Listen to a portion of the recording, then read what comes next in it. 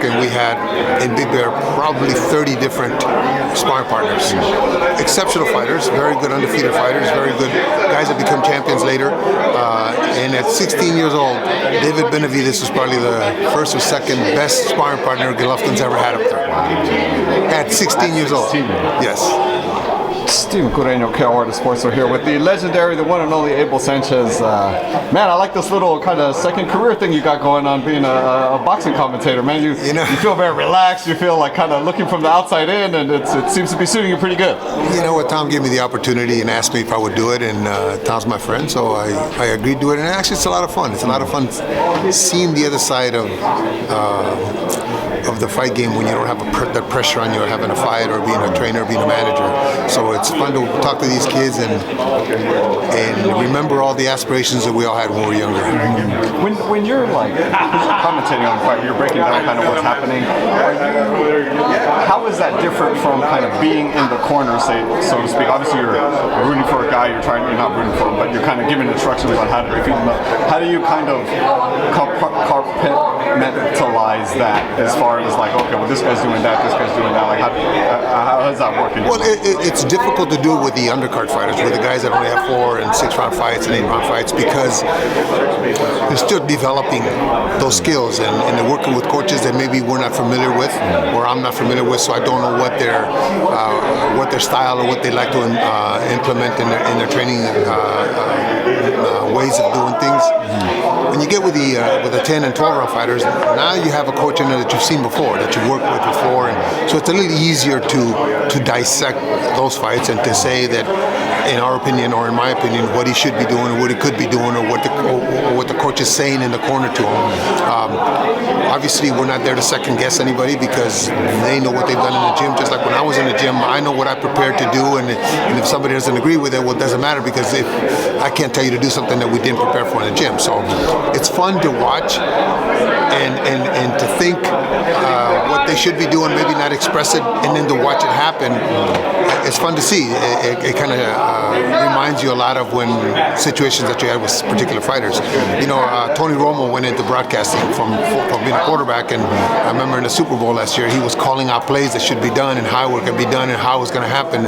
It's because you're there. You've been there, and you kind of know what should happen. It doesn't always happen, but what should happen. So it's actually a lot of fun. It's actually a lot of it's more refreshing for me to be sitting up there not having to worry about a win or a loss. Yeah, for sure, because your heart's in it. Yeah, absolutely. You have to be in it. You have to be in it. Yeah, for sure. That's awesome. So it's a lot more relaxing, I'm sure. Yeah, absolutely. Yes.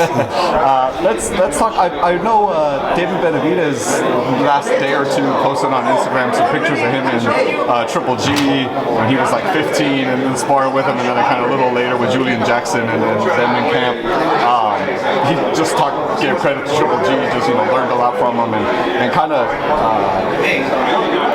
in a way was saying like, man, I've been with these dogs for a while, right? I've been with these kind of high class guys for a while. What are kind of your best memories of maybe 15-year-old? He wasn't 15. He's almost 16. Or 60. Okay. He's almost 16. I've had, when I was with Golovkin, we had in Big Bear probably 30 different sparring partners. Exceptional fighters, very good undefeated fighters, very good guys that become champions later. And at 16 years old, David Benavidez was probably the first or second best sparring partner Golovkin's ever had up there. At 16 years old. Yes. Did you know, I mean, obviously you called him in for a reason, you knew he was a good talent, but were you kind of thinking coming in, hey, this guy's really going to do work, or you're just like, oh, well, we'll see what the kid has? Or? I was at the Wynn Hotel one day for a weigh-in around that time. And there were several big-name agents, I won't mention the names, the big-name agents today and back then, that were talking, and they asked me, particular fighters, and they asked me about who I had in the gym, and I told them about David. I said, this young man, I'm telling you, this young man is going to be a world champion. This young man is going to rule the division when he gets to whatever division he gets to. I explained to him about this 16-year-old kid sparring with Golovkin. One of those managers have signed him, and now look at him. That kid's just, he's unbelievable. He's a special talent, huh? Really, to me anyway. I mean, he has a huge fight. Boxing got a good fight finally, right? It's been a little while since we've had a. I'm glad he's got a big fight like that. I'm glad Plant decided to fight him because it's also good for Plant too. I mean, Plant needs this kind of fight to put himself back on that big stage. Mm-hmm. Now Plant looked very good in his last fight out. He had Steve Redman Edwards in his corner in addition to the team. Seemed to kind of sit on his punches a little bit more and it showed right with the knockout with Durrell.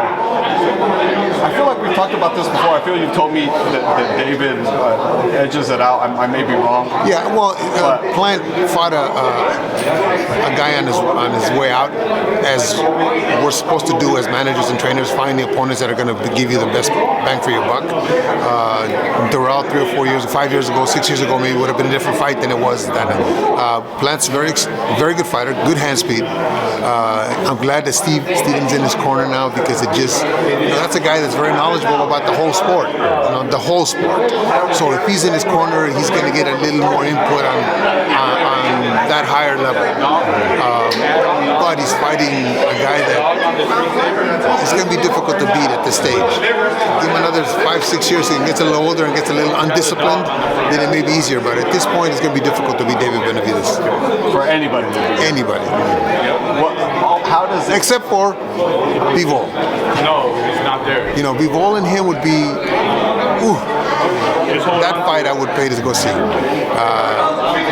David and Canelo would be a good fight because of who Canelo is to me and our history. But Bivol and David Benavidez would be a heck of a fight. Oh my gosh. Between Bivol and Canelo versus David, it seems like, I don't want to put words in your mouth, but you seem to kind of prefer the Bivol fight as maybe the more intriguing matchup, or no? Or I don't know. The Bivol fight, there's more of a chance of David losing. More than Canelo? Absolutely. Wow. I think that him and Canelo I've said it for a long time, him and Canelo probably, that's the one guy, maybe a year ago, 2 years ago, I said that Golovkin, David Benavidez, and Beterbiev would have been the guys, before Bivol beat Canelo, would have been the guys in my opinion because of their style, because of the pressure style, because if Golovkin would have fought the fight that I wanted him in the second or the first fight consistently, yeah, it would have been a different outcome. But you have to press Canelo. You can't let Canelo work on his own terms. And from what I understand, I didn't see the fight, but what I understand, Bivol did the same thing, that exact thing. He pressed him and he pressed him and he pressed him and he pressed. Doesn't mean throwing punches. I mean just being in control of the round, in control of the fight. So if you let Canelo work, he's good at that. So the fight that would be most difficult for David would be Bivol. The Canelo fight would be a 50-50 fight for me. But I would love to see both fights.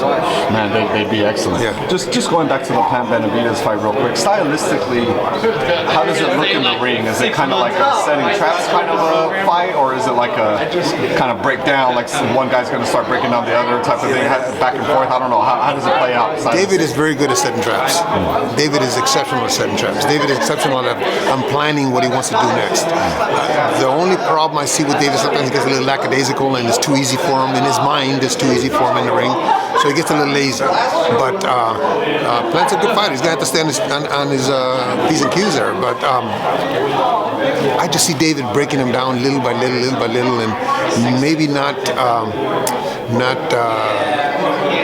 be a destructive knockout towards the end, but I think he stops him late, or it's a 16-12, 17-13 kind of fight.